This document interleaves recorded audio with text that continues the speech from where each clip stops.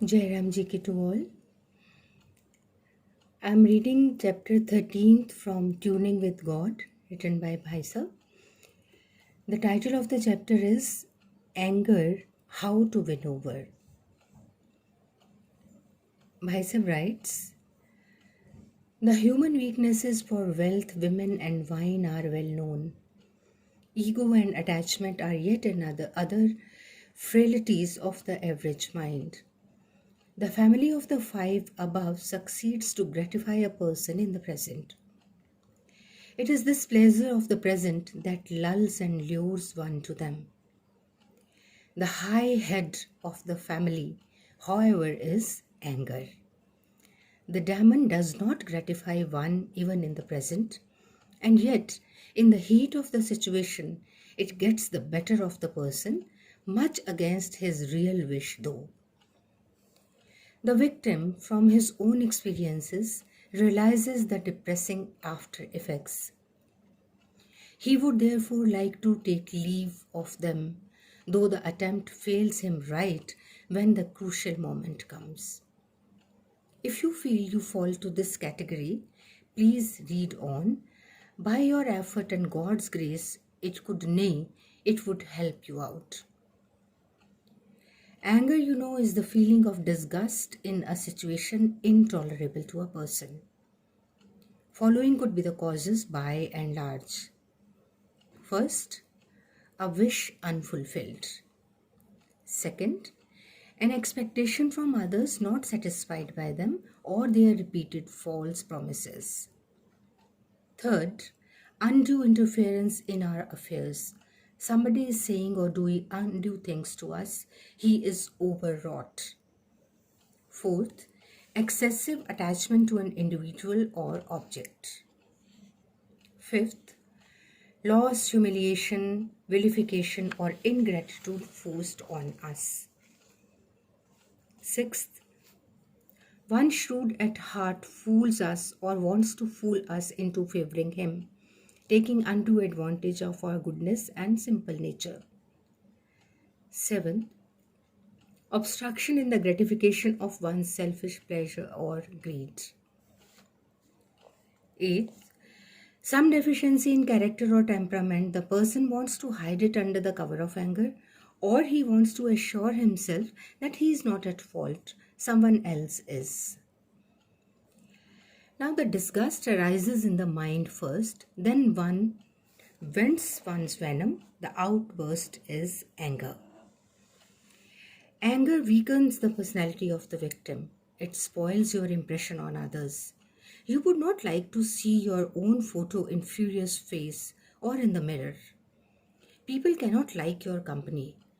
After effects tell badly on your heart and health, thus inviting ailments.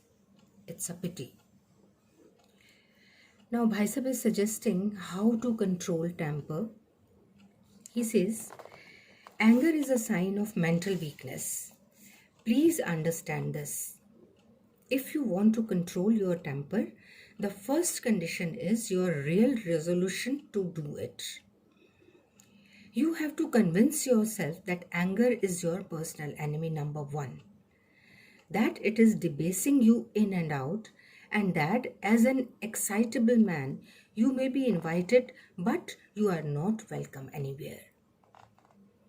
Tell yourself during the normal time that you would not fall a prey to anger when the occasion arrives next. Recall the words of Sanskrit scholar Kalidasa, who said, a calm and composed person is the one who does not lose temper even where it were justified. Bhaisab says, remind yourself first that those who are the cause of your anger today have some good qualities in them and happily have been rather good to you previously. But a little more kind, be a little more kind, a little more blind to the faults of those around you. Second, that you could fare equally poorly, if not worse, under similar circumstances. Third, that perhaps your accused is not at fault for the wrong done to you. Fourth, that you have got an opportunity to develop mercy, forgiveness, friendship, forbearance. A person endowed with these qualities rises in stature in the eyes of God and society. Promise to buy yourself some pleasing gift if you succeed to keep you if if you succeed to keep you in the next venture. I repeat, a person endowed with these qualities rises in stature in the eyes of God and society. Promise to buy yourself some pleasing gift if you succeed to keep you in the next venture. If not, promise to forego something you would have otherwise bought or got. Now, Bhaisab is also suggesting the spiritual technique how to control anger. He says, one who can control temper covers half of his spiritual practice. One who can control temper covers half of his spiritual practice. So, first, begin to chant the picturesque names of God up to 108 times. This is the number fixed for the repetition of his names on the rosary. In completing the rosary, in picturing his loving form, the fit of frenzy will pass away. The time that was feared to go waste is now utilized, best utilized in the loveful remembrance of God. Second, tell yourself that nothing wrong could happen to you owing to your wrongdoers. The wrong with you must be the result of some misdoings in your previous births. Otherwise, no one has the power to pester you. One by one, previous doings are counting down. With them, the resultant troubles are dying out too. Third, not a leaf can move without God's will. What we saw happening opposite our wish was actually His will. In His will lies our ultimate welfare.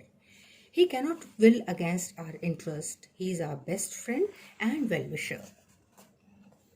Fourth, bring the picture of God before the eyes of your mind.